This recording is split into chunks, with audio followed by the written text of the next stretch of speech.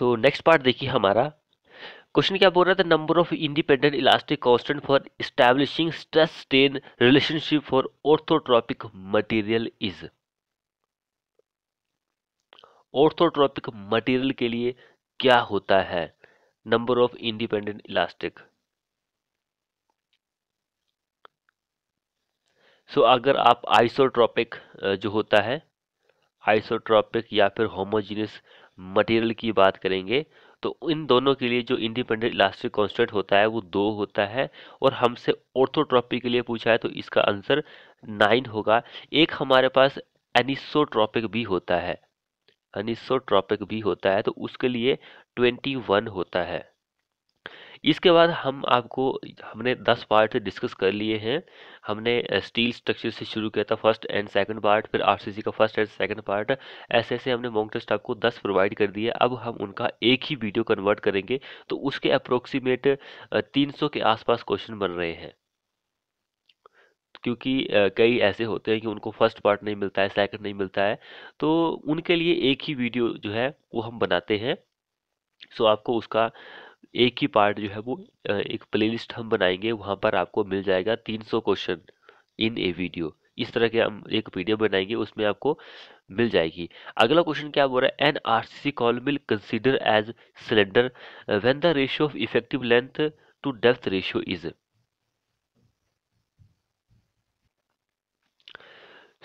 सबसे पहले आपको सिलेंडर रेशियो की डेफिनेशन भी पता होनी चाहिए। तो इसकी जो डेफिनेशन होती है, it is the ratio of effective length to the least lateral dimension of the column. वो सिलेंडरनेस रेशियो की डेफिनेशन होती है। अब यहाँ से हमसे पूछ रहा है कि भाई आरसीसी का कॉलम जो है हम उसको सिलेंडर कब मानेंगे, कंसिडर करेंगे, जब उसका रेशियो जो होता है इफेक्टिव लेंथ टू डेप्थ का जो रेशियो होता है वो 12 होता है। तो इसलिए इफेक्टिव लेंथ टू विड्थ का रेशियो आल्सो 12 ही होता है। ये आंसर यहाँ पर हो जाएगा। हमसे जो है पेडेस्टल के बारे में पूछा जा सकता है कि भाई पेडेस्टल जो होता है उसका क्या रेशियो होता है इफेक्टिव लेंथ टू डेप्थ का रेशियो, तो उसके लिए 3 से कम ही होता है। अब यहाँ पे देखिए बोला कि which of the following are the advantage of biofiltration. Biofiltration का क्या एडवांटेज होता है, जो नहीं होता है वो हमें बताना है। तो बायोफिल्ट्रेशन का जो एडवांटेज लाभ होता है वो एक ऑपरेशनल कॉस्ट जो होती है वो लोअर होती है इन बायोफिल्टर में, and chance of clogging is less in the biofilter. बाकी ये जो है गलत है। तो एक एंड दो होते हैं। ये गलत होगा, ये दोनों जो है वो सही है। एक एंड दो सही है, तीसरा गलत है। नेक्स्ट पर देखिए, which of the following brick are not standardize on side. Which of the following bricks are not standardize on the side. Cement brick, traditional brick, live brick या फिर मॉड्यूलर ब्रिक। जो स्टैंडर्डाइज जो होती है वो traditional brick जो होती है वो नहीं होती है, बाकी ये होती है। अगला क्वेश्चन देखिए, hydraulic pump occur when the grade changes from.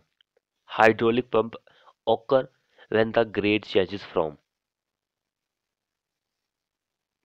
तो ग्रेड जो होता है वो स्लीप टू माइल्ड में चेंज होता है, steep to mild.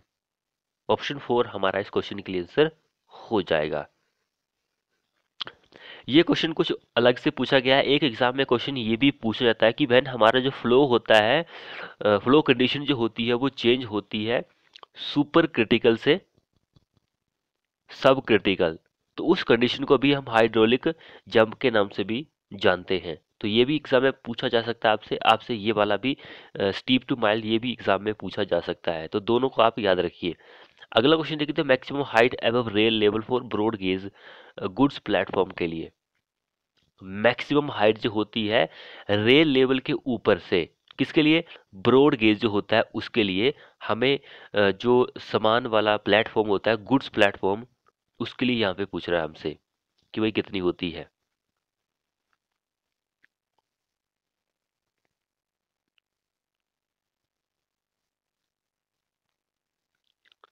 So 1065 mm होता है ब्रॉड गेज के लिए, गुड्स एंड प्लेटफॉर्म के लिए।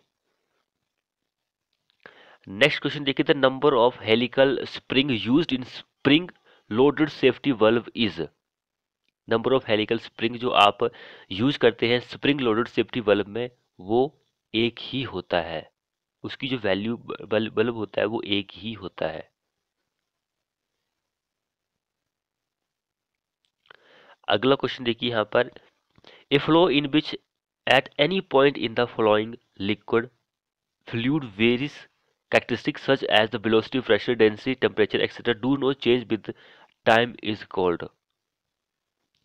टाइम के साथ ये वेलोसिटी, प्रेशर, डेंसिटी, टेम्परेचर कोई भी चेंज ना हो तो आप उस फ्लो को कौन सा फ्लो बोलते हैं? हम उसको स्टीडी फ्लो के नाम से जानते हैं।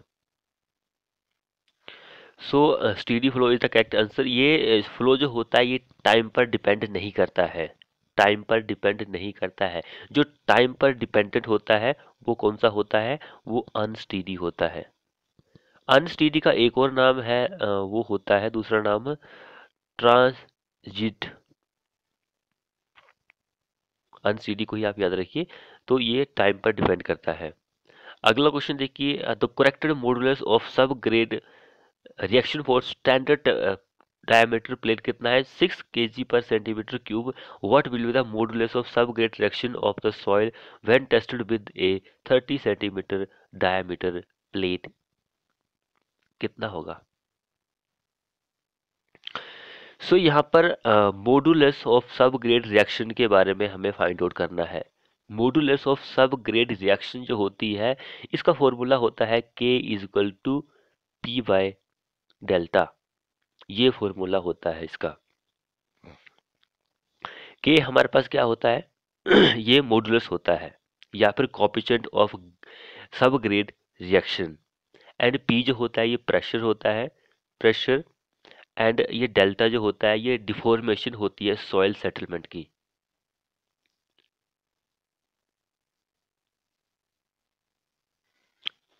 अब यहाँ पर जो होता है एक रिलेशन होता है बिटवीन किसके? Modulus of sub grade reaction के बीच में एंड प्लेट का जो डायमीटर होता है उसके बीच में। तो K इंटू डी होता है। K into D is equal to constant.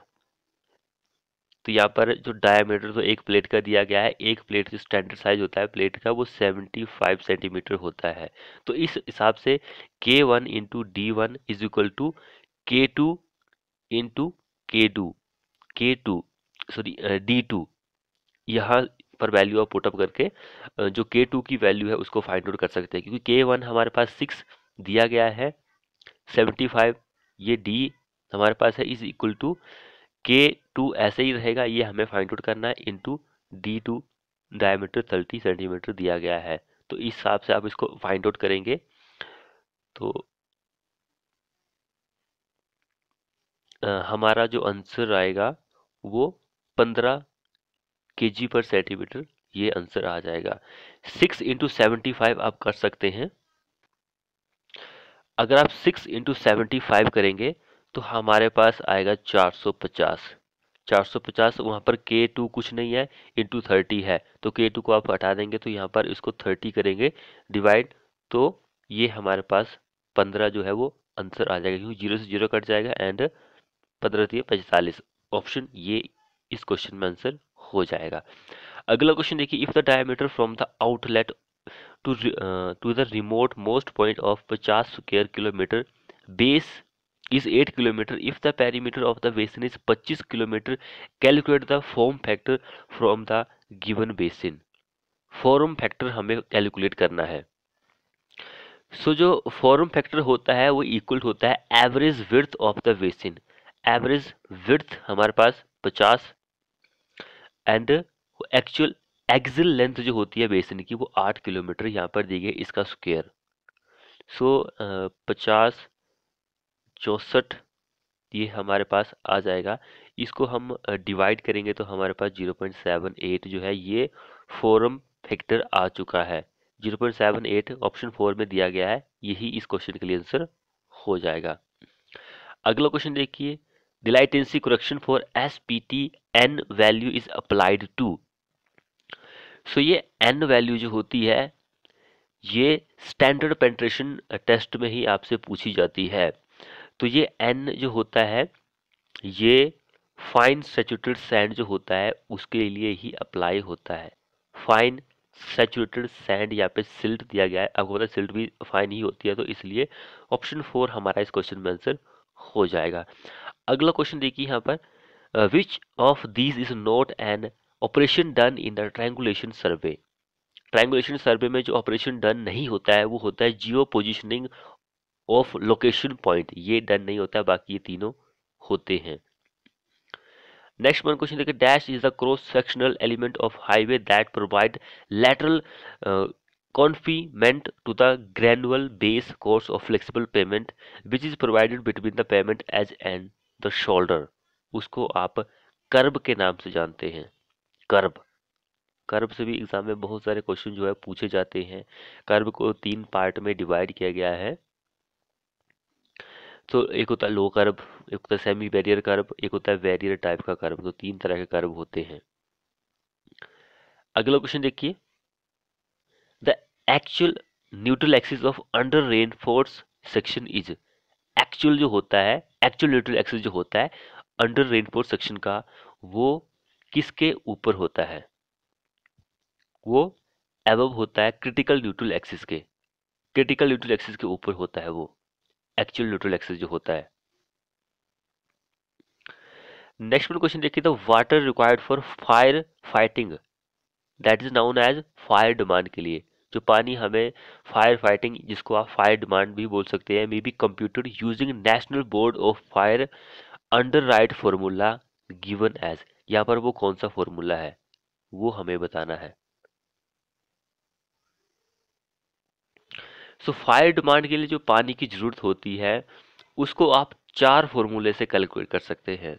एक हमारे पास कुचलिंग का फॉर्मूला होता है, फ्रीमैन्स का फॉर्मूला होता है, बस्टर फॉर्मूला होता है, एंड यहाँ पे हमसे पूछा गया है national board of fire underwriters formula. So वो 2 केसेस में डिवाइड है। एक, अगर हमारी पॉपुलेशन 2 लाख से कम है, 2 लाख से कम है, तो उसके लिए जो फॉर्मूला होता है वो होता है Q is equal to 4637 under root P into 1 minus 0.01 under root P L बटे मिनिमम। ये फॉर्मूला है इतना लेंथी। सो इस क्वेश्चन में हमारा आंसर ये वाला हो जाएगा। तो ये फॉर्मूला ऐसे यहाँ पे लिखना आपको उतना अंडरस्टैंड भी नहीं होगा, तो मैं क्या करूँगा कि जितने भी ये फॉर्मूले हैं उन सभी फॉर्मूले को मैं अपने कम्युनिटी सेक्शन में प्रोवाइड कर दूंगा। आप डेली जरूर विजिट किया करो। हो सकता है कि ये जब वीडियो प्ले होगी उसके पहले ही आपको ये फॉर्मूला पता हो, क्योंकि मैं पहले ही कई बार जो है उसको पोस्ट कर देता हूँ, तो फिर भी आप डेली उसको विजिट किया ही करो। अगला क्वेश्चन देखिए, a jet of water issue from a nozzle with the velocity कितनी है 10 metre per second and it impinging normally on the fixed flat plate, the cross sectional area of the jet is कितना है हमारे पास इतना है, and density कितनी है इतनी है। What is the force develop on the plate is. Force develop हो रही है प्लेट पर वो कितनी है? सो जो फोर्स डेवलप होगी वो होगा is equal to P A V minus U का स्क्वायर।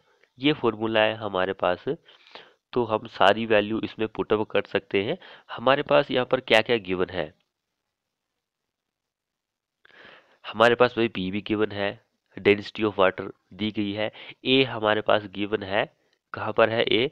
ये वाला देखिए, क्रॉस सेक्शनल एरिया। वी भी हमारे पास गिवन है, वेलोसिटी कहाँ कहीं पर दी है मैंने पढ़ा है, हाँ ये वाली वेलोसिटी देखिए ये दी गई है। उसके बाद यू, यू हमारे पास यहाँ पे कुछ नहीं दिया गया है, तो इसको हम 0 ही मान लेंगे। तो बाकी सारी वैल्यू पुटअप कर सकते हैं। 1000 इंटू एरिया कितना है हमारे पास, क्रॉस सेक्शनल एरिया ये रहा। Cross sectional area 0.02 into 10 velocity, इसको 0, ये हम इसको फाइंड आउट कर सकते हैं। तो इसको हम कैलकुलेट करेंगे तो हमारे पास 2000 न्यूटन आंसर आ जाएगा। आप इसको कर सकते हैं फाइंड आउट घर पर बैठकर। अगला क्वेश्चन देखते हैं, exterior angle between outer face of wall is known as. बाहर का जो एंगल बनता है, exterior angle between the outer face of the wall is known as, तो वो होता है क्वाइन। ऑप्शन सेकंड हमारा इस क्वेश्चन का आंसर बन जाएगा। इसको आप जनरली रखते हैं 90 डिग्री पर, इसको 90 डिग्री पर रखा जाता है, ये भी देख लीजिएगा, एग्जाम में क्वेश्चन पूछा जा सकता है। अगला क्या बोल रहा है कि consider the following statement about theodolite. Theodolite आपको पता है कि क्या करता है, ये एंगल को मेजर करता है, हॉरिजॉन्टल वर्टिकल एंगल जो होता है उसको ये मेजर कर सकता है। बाकी यहाँ पर ए बी सी 3 ऑप्शन दिए गए हैं, कौन सा सही है वो हमें बताना है, कौन कौन सी सही स्टेटमेंट है यहाँ पर। सो यहाँ पर देखिए, जो फर्स्ट ए बोल रहा है कि transit theodolite is theodolite in which the telescope can be transited, बिल्कुल सही बात है। And E D M I जो होता है, ये होता है इलेक्ट्रॉनिक डिस्टेंस मेजरमेंट इंस्ट्रूमेंट। तो is a theodolite fitted with a micrometer for measurement, बिल्कुल सही बात है। एंड देखिए नेक्स्ट क्या बोल रहा है, इट मीन्स कि दोनों सही है तो एक ये गलत ही होगी।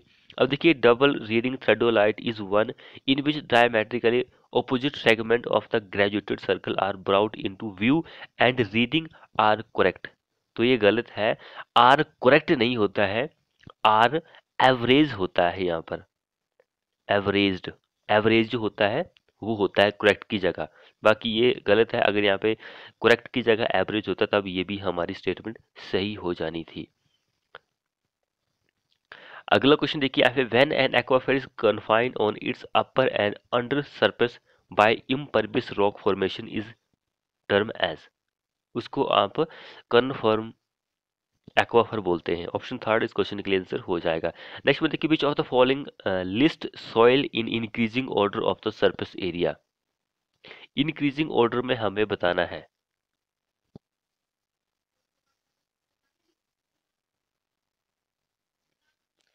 सो यहाँ पर भाई हमें इंक्रीजिंग ऑर्डर में पूछा गया है, तो यहाँ पर कोई भी आंसर मुझे ठीक नहीं लग रहा है, क्योंकि इंक्रीजिंग ऑर्डर में क्या होता है कि आपको क्या करना पड़ता है कि सबसे छोटा फिर उसके बड़ा इंक्रीज करना है, हमें डिक्रीज थोड़ी करना है। तो ये वाला ऑप्शन बोर्ड वालों ने सही माना है, लेकिन ये मुझे गलत ही लग रहा है, क्योंकि सैंड का जो पार्टिकल साइज होता है वो होता है 0.07 mm से लेकर 4.75 होता है। फिर उसके बाद सिल्ट की बात आती है, सिल्ट का साइज भी आपको पता ही है कि 0.202 से लेकर 0.075 तक होता है।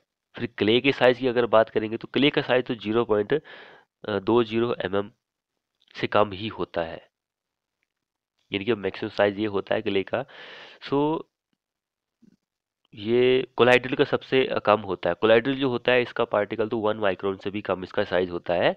तो इंक्रीजिंग ऑर्डर में तो ये मुझे नहीं लग रहा है, इंक्रीजिंग ऑर्डर तो ये सबसे बड़ा से छोटा जा रहा है। डिक्रीजिंग ऑर्डर में होता तब हमारा ऑप्शन ये बिल्कुल सही होना था। तो अगर सबसे पहले कोलाइडल होता, फिर क्ले होता, फिर सिल्ट होता, फिर सैंड होता, ये उल्टा, तब हमारा आंसर ये हम मान सकते थे। तो यहाँ पर कोई भी आंसर मुझे सही नहीं लग रहा है, तो ये ऑप्शन जो है डाउटफुल है मुझे। आप भी कमेंट बॉक्स में कमेंट जरूर कर सकते हैं कि भाई आपके हिसाब से कौन सा आंसर होना था। अगला देखिए, canal outlet are also called, canal का जो आउटलेट होता है उसको आप कैनाल मॉड्यूल के नाम से जानते हैं, कैनाल मॉड्यूल के नाम से जानते हैं। अगला देखिए, sensitivity of bubble tube can be increase bye, sensitivity जो होती है बबल ट्यूब की आपको वो इंक्रीज करनी है, तो वो आप कैसे इंक्रीज कर सकते हैं। भाई ये बहुत ही ज़्यादा इंपॉर्टेंट क्वेश्चन है, यहाँ से एक नहीं बहुत सारे क्वेश्चन बन सकते हैं आपके, अप्रोक्सीमेट 5-6 क्वेश्चन जो है मैं इसी से बना सकता हूँ। सिर्फ मुझे ये ऑप्शन जो है वो चेंज करने हैं, जो आंसर होगा यहाँ पर मुझे सिर्फ वही चेंज करना है। जैसे कि आंसर ये है ना, मुझे सिर्फ यही चेंज करना है।